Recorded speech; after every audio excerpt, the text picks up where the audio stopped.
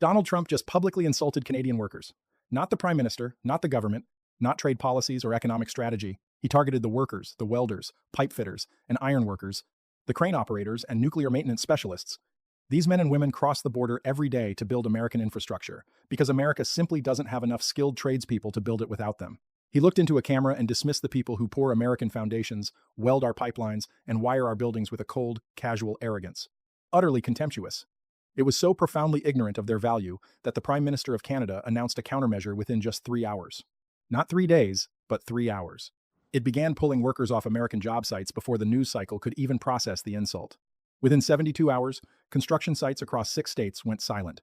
Texas pipeline projects lost certified welding crews they cannot replace. Iron worker teams walked off high-rise projects in Manhattan. A nuclear reactor maintenance shutdown in Pennsylvania was postponed because the Canadian specialists were recalled. An LNG terminal expansion in Louisiana, just 7 months from completion, stopped cold. The crane operators and pipe fitting crews packed their tools and drove north after 2 years on site. American foremen and project managers, American executives stood on job sites that were suddenly half-staffed, saying the same thing in state after state. We cannot finish this without them. We literally cannot finish this without them. Warren Buffett noted that Trump just demonstrated the most expensive mistake a leader can make, insulting the very people you depend on. He then explained a principle every American CEO should know, but the White House apparently never learned. The most expensive words in business are, "We don't need those people. You always need them. Always." And you find out exactly how much the moment they are gone. But listen to what one Canadian welder in Texas said. A man who spent 12 years building American pipelines and training American apprentices. He was Employee of the Year on 2 projects and considered Texas his second home. His words define this chapter. When you hear what Trump actually said, why 37,000 Canadian tradespeople are currently working on American projects that cannot be finished without them, and Carney's 3-hour announcement, and what happened when they left, you will understand why this isn't just a diplomatic incident. Today, you and I will see how America discovered who actually builds its infrastructure. Hit subscribe because project delays are compounding every week, and there is no domestic workforce to fill the gap. Let's look at exactly what Trump said. The context matters, and what those words reveal about the assumptions behind them matters even more than the insult itself.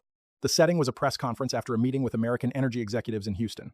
A reporter asked Trump about the labor agreements that allow Canadian tradespeople to work on American industrial projects, agreements that have been in place for decades, and that American energy companies rely on to staff megaprojects that our own workforce is too small to handle. Trump's response deviated from his prepared talking points, as it often does, and veered into territory his own staff later called unscripted and unhelpful. He said, "Canadian workers, look, I hear a lot about them. They work on our projects, and frankly, they are overrated. Very overrated. We have the best workers right here in America. The Canadian workers are fine. They are okay, but we don't need them. We really don't. They should be grateful to work on our projects. They should be grateful we let them in. And honestly, they are replaceable. Every single one is replaceable with an American worker who would do it just as well, maybe better, for less money." He went further. "Canada acts like they are doing us a favor by sending workers here. They are not doing us a favor. We are doing them a favor. We're giving their people good jobs on American soil. If Prime Minister Carney wants to play games, fine. We will replace them by Tuesday." The language was revealing on every level. Overrated. A word that dismisses skill and experience as hype rather than substance. Grateful. A word framing Canadian workers as supplicants rather than professionals recruited because their skills were desperately needed. Replaceable. A word that reduces humans with years of specialized training to interchangeable units. Replace them by Tuesday. That timeline is so ridiculous, it exposes a total lack of understanding about what skilled trades actually demand. You simply cannot replace a certified pipeline welder with 6,000 hours of training and 12 years of experience by Tuesday morning. You can't even replace them by next year. The training pipeline for these specialized roles takes 3 to 7 years, and the American training system has been dying for decades. That insult wasn't just disrespectful. It was factually, mathematically wrong, and the proof wouldn't come from a debate, it would come from the eerie silence on construction sites. Why was this insult so self-destructive? Let's check the facts. There is something most Americans haven't been told about who is actually building this country's infrastructure right now. 37,000 Canadian skilled tradespeople are working on American job sites at any given moment. These aren't seasonal laborers or low-skilled help. They are certified journeymen and master tradespeople in welding and pipe fitting. They handle ironworking, crane operation, heavy equipment, and even nuclear maintenance. They do industrial electrical work and specialized construction that takes years of intense apprenticeship. We are talking thousands of hours of experience and certifications that American companies are desperate to recruit. Since the domestic supply can't meet demand, Canada developed one of the most rigorous training systems in the world. Take the Red Seal certification program, the gold standard for trade qualifications in Canada. It requires 6,000 to 10,000 hours of supervised training and classroom study before someone can even be certified. Canadian welding certifications for high pressure? Applications require testing protocols that actually exceed American standards in several critical categories. Canadian ironworkers finish a 4-year apprenticeship that covers everything from structural steel erection to rigging and ornamental work skills. Many American programs have cut or shortened to save on costs. These workers are not interchangeable. They are some of the most highly trained people in the Western Hemisphere, and American companies recruit them aggressively. They do it because the American skilled trades pipeline has been falling apart for 40 years. The data tells a story that the White House ignored before the president claimed these workers were replaceable. Right now, America is short an estimated 650,000 skilled construction workers. The average American welder is 55 years old. Apprenticeship enrollment has dropped 31% in 20 years. For every 5 tradespeople who retire, only 3 new ones enter the field. Think about that math. This gap is structural, demographic, and cultural. Pushing kids into college while ignoring trades created a massive workforce imbalance that cannot be fixed overnight. Canadian workers are not taking American jobs. They are filling a hole America dug for itself by telling a generation that manual labor was beneath them. Trump called them replaceable, but the Bureau of Labor Statistics and the Department of Energy disagree. The National Association of Home Builders agrees. Every construction executive in the country would tell you the same thing. These workers are absolutely irreplaceable. The 3-hour response was about to prove it. Mark Carney didn't just issue a statement or a complaint. It wasn't a diplomatic protest or a disappointed press release. It was direct action. He announced multiple measures in rapid succession, with the precision of a plan prepared long ago. They were just waiting for a provocation ready to deploy the second the insult gave them an excuse. That speed was the first message. 3 hours isn't enough time to draft a policy and run legal reviews. It is just enough time to pull a plan off the shelf and execute. The White House realized too late that Carney had been lying in wait for this moment. The repatriation framework, the labor suspension, and the expedited permits, it was all ready. Everything was drafted and approved months before Trump ever opened his mouth in Houston. Carney didn't just react. He used that insult as the activation key for a response already in place. Now, stick with me, because the Canadian Department of Labor just issued an immediate advisory to its workers. It recommended in no uncertain terms that they return to Canada within 30 days, citing the toxic environment sparked by the U.S. President's remarks regarding the value and dignity of Canadian tradespeople on American soil. They even set up a dedicated repatriation hotline, offering relocation help for families already settled in the States, along with fast-tracked placement in massive Canadian infrastructure projects hungry for their expertise. Next, Carney halted all bilateral skilled labor mobility agreements, ending the very systems that allowed Canadians to work on American infrastructure with streamlined visas. This move did not technically ban workers from staying in America, but it dismantled the legal framework that made cross-border labor fast and affordable for U.S. employers. Third, Carney announced fast-tracked work permits for tradespeople seeking new jobs in Canada, the European Union, the United Kingdom, or Australia. These global regions already had standing requests for the exact kind of professional workforce currently manning those American job sites. Then came the fourth measure, the one analysts say will hit the hardest. A brand new Canadian skilled trades retention bonus. This government-funded incentive offered returning workers a $20,000 signing bonus for a 2-year commitment to Canadian projects. Funding for this came directly from tariff revenue collected on American imports over the last 18 months. The irony was intentional. U.S. tariffs meant to squeeze Canada were now paying for Canadians to leave American jobs. The message was loud and clear. If America does not want you, the world does, and we will pay you to come home. Carney's defense of these workers sounded different than his previous 18 months of formal confrontation. Before, he was a cold, analytical banker running numbers. Now, he was warm and incredibly personal. We are seeing a leader who is genuinely angry, not just over economic interests, but for his people's dignity. He stated Canadian workers are not overrated. They are not replaceable. They are not just building another country for the sake of it. These are the most highly trained, certified, and professional skilled tradespeople on Earth. And they deserve a workplace where their skills are respected and their dignity is kept intact. He told the president, if you think our welders and electricians are replaceable, then by all means we respectfully invite you to go ahead and try to replace them. Canada is ready to welcome them home. We will put them to work alongside global partners who actually understand what these men and women are worth. You and I need to look at the human stories that surfaced over those days. They truly broke through the political noise. This was no longer about government policy or high-level strategic calculations. These were stories about families who had built real lives in American communities, with kids in local schools and American neighbors next door. Friends and coworkers watched as they packed boxes, trying to explain to their children why they had to leave. Take Marc-Andre Dill in Midland, Texas, a pipeline welder with 12 years on American projects. He arrived at 26 as a simple journeyman with a dream. His massive career spanned from West Texas oil fields in the Permian Basin to offshore platforms in the Gulf and LNG terminals. He even trained 14 American apprentice welders during his time there. Young men and women came to him because he held certifications in TIG and orbital welding processes that fewer than 300 people possess. He drove a truck he bought in Odessa. He attended a local Baptist church with his American girlfriend's family. He coached a youth baseball team where every other coach and player was American, and nobody ever once asked where he was from because it simply did not matter. His foreman, a veteran Texas oilman, called Marc-Andre the finest welder he had ever seen in 30 years. After the advisory hit, Marc-Andre spent 2 full days deciding his fate. Texas was home in every way, except for that passport in his drawer. His mother and Troy Rivieres called him in tears. She had just seen the footage from that press conference.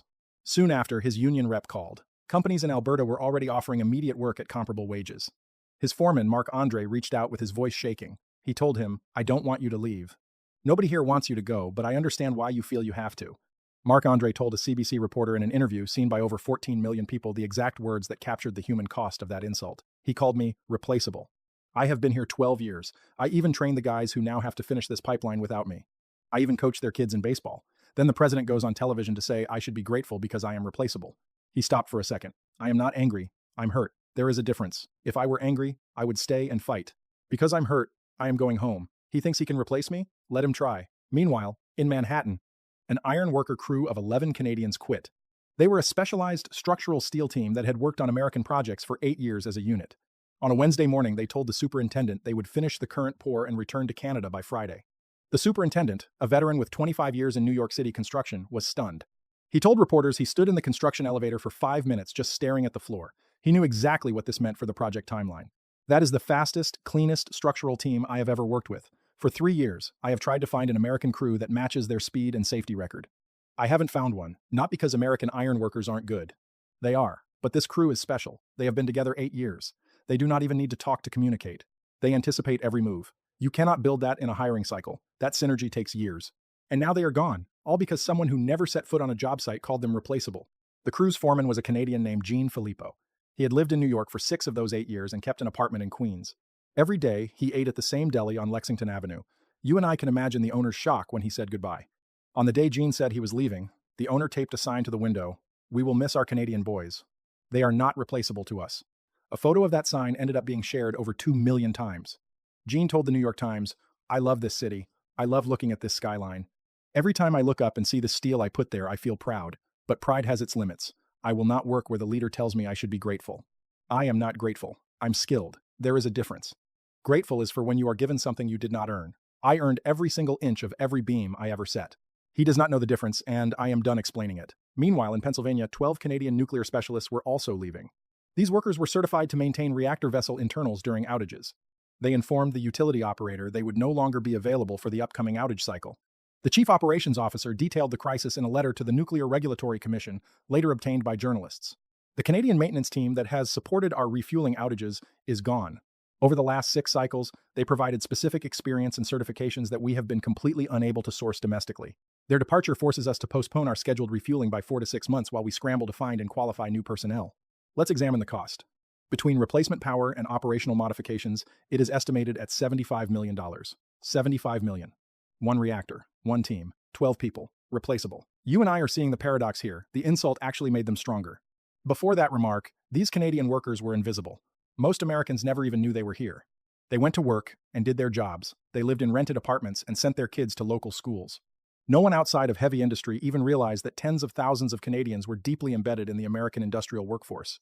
The insult made them visible. Their departure? It made them indispensable. Every single stalled project became a point of proof. Every cost overrun was an invoice for that insult. Every delay measured exactly how replaceable they really were. Which is to say, not at all. Trump called them overrated, but their absence proved they were undervalued. He called them replaceable.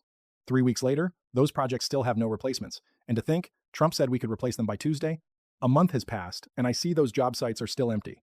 Warren Buffett stepped up to address something I haven't heard anyone else say, and you and I need to look at what he actually meant. It was about the core link between respect and actual productivity, the tie between dignity and loyalty. It's how you treat the people doing the heavy lifting that determines if the job gets done. In 70 years of business, Buffett told me he's seen every leadership failure possible. Bad strategy, poor timing, or just plain misreading the market. But the costliest mistake of all, worse than a bad investment or a failed takeover, worse than even a total market crash, is a leader who looks at his team and says, "We don't need you." But the truth is you always need them. And I've seen leaders realize exactly how much only once they're gone.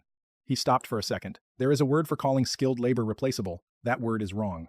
Management finds out just how wrong they are the moment those workers find someone who actually values their skills. He spoke about those Canadian workers with a bluntness that made me feel the tension. These aren't just abstract economic units. We're talking about welders who handle exotic alloys that 98% of the world's workforce simply can't touch. These are iron workers erecting steel at heights that would terrify most people, moving with a precision that takes 8 years of teamwork to master. These are nuclear specialists with certifications that take a decade to earn skills that maybe 200 people on Earth actually possess. When you call people like this replaceable, I don't think you're stating a fact. You're just proving you have no idea what they actually do. And when you insult them, when you tell the world on camera that they should just be grateful that you'll replace them by Tuesday, you're giving them the one thing they need to walk out the door. Buffett dug deeper into dignity economics, a concept I've watched American businesses systematically ignore for 40 years. People don't work for money alone. If they did, I'd expect them to jump ship the second a higher wage appeared, but they don't. They stay where they're respected. They stay where their specific skills are actually acknowledged. They stay where the foreman knows their name. To me, dignity isn't some soft, fuzzy concept. It's an economic reality. It is an economic powerhouse. It dictates retention. It dictates the actual effort. It decides if a welder gives you perfection or just the bare minimum. It decides if an iron worker crew sticks together for 8 years or splits the moment things get tough. And I've seen it time and again, insulted workers will always leave for a boss who treats them better, without exception. Dignity isn't a favor you're handing out to workers. It is the price of keeping them. He linked this to the way I've seen America treat skilled trades for 40 years. His voice had a sharp edge that even longtime observers rarely hear. America has made this mistake for 40 years. It's not just the president, it's the entire culture. I've watched us tell a whole generation that trades were inferior and that success meant a degree and an office. We said working with your hands was for people who weren't smart enough to work with their minds. Now we're a nation that can't even build its own infrastructure. We import workers from Canada because we didn't train our own. Then our president goes on television and calls those very people the ones fixing the gap that our own snobbery created replaceable and overrated. I watched him shake his head.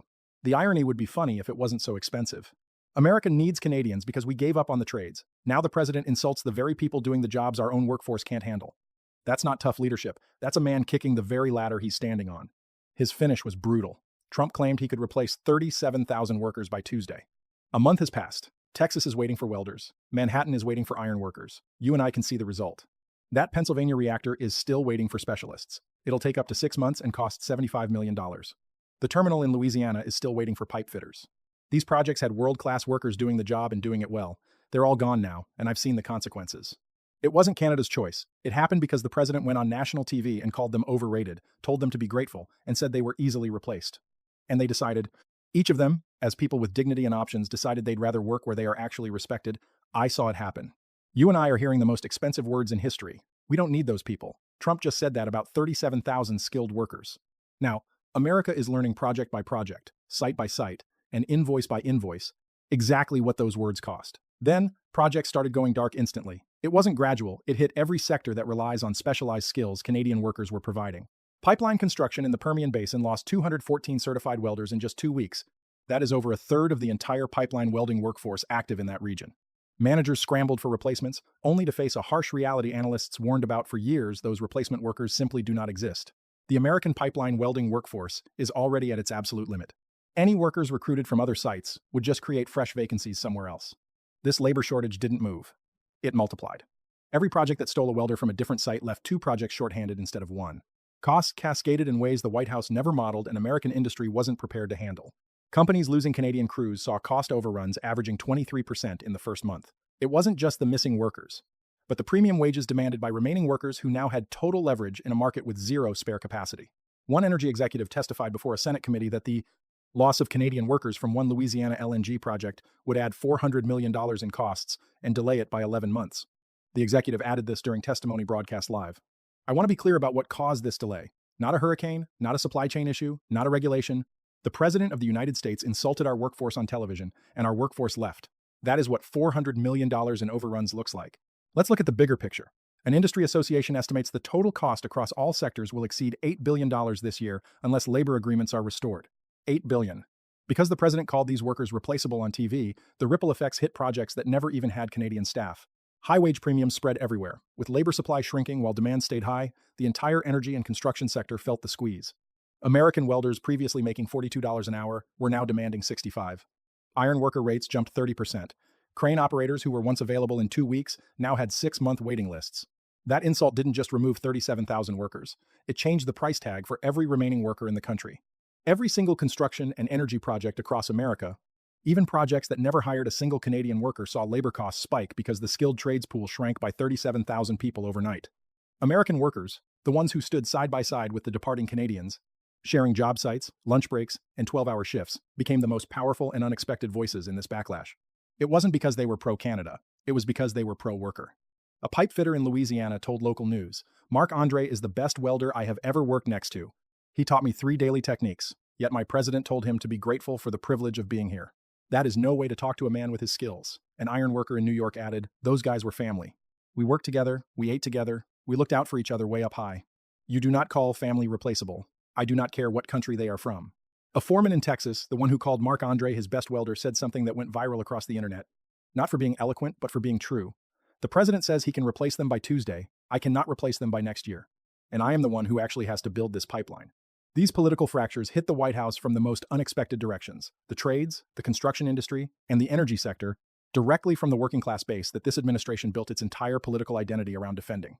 The International Brotherhood of Boilermakers and the United Association of Plumbers and Pipefitters and the International Association of Bridge and Structural Workers issued a joint statement breaking new ground. "You and I are seeing something rare. 3 American unions publicly defending foreign workers against their own president." The statement read, "Skilled tradespeople. Every worker deserves respect for their training and certifications, regardless of their nationality. They deserve respect for the sweat they put into every project." The president's remarks were a direct insult to workers in the trades.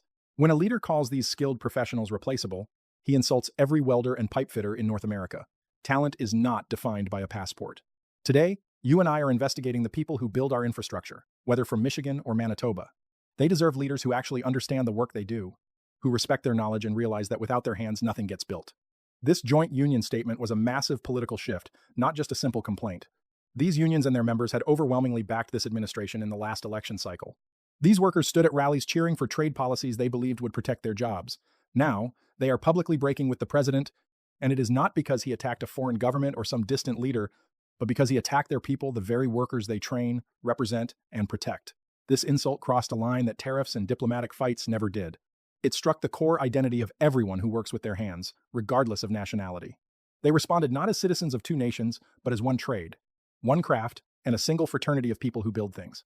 Governors from 6 states with major construction and energy projects wrote the White House, demanding the immediate restoration of labor agreements. One governor, a Republican and longtime supporter, went on the record saying, "My state has $12 billion in energy projects that rely on Canadian labor." The president's comments put them all at risk. "We need those workers back now." Calling them replaceable does not make it true. It makes us look foolish. Let's look at the data. Donald Trump went on television and called 37,000 Canadian tradespeople overrated and ungrateful. Within 3 hours, Mark Carney announced a repatriation plan and suspended all labor agreements, opening doors for Canadian workers to move to projects in Europe, Australia, and the Gulf. Within 72 hours, pipelines, high-rises, and nuclear maintenance projects lost crews they simply cannot replace. Within a month, cost overruns hit $8 billion. Timelines stretched by months and years. The American trade shortage, already at a 40-year high, has become a full-blown workforce crisis. Marc-Andre 𝐑𝐄𝐓𝐀𝐋𝐈𝐀𝐄𝐒, a 12-year veteran welder in Texas who trained 14 American apprentices, packed his tools and drove back to Canada because the president called him replaceable. Warren Buffett explained why those are the most expensive words in our language.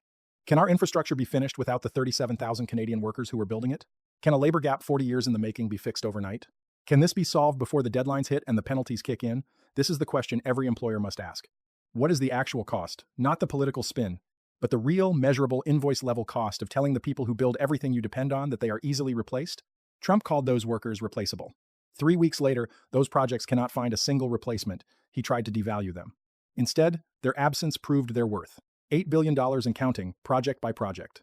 He insulted the people building American infrastructure, and now, that infrastructure has stopped. He gave Marc-Andre 𝐑𝐄𝐓, a man who spent 12 years on American pipelines, one single reason to leave his home in Texas. Not money, not politics, and not trade. The reason was simpler and far more human. It was about dignity. And dignity is not a favor you grant workers. It is the price of keeping them. You and I just saw what happens when a nation refuses to pay that price.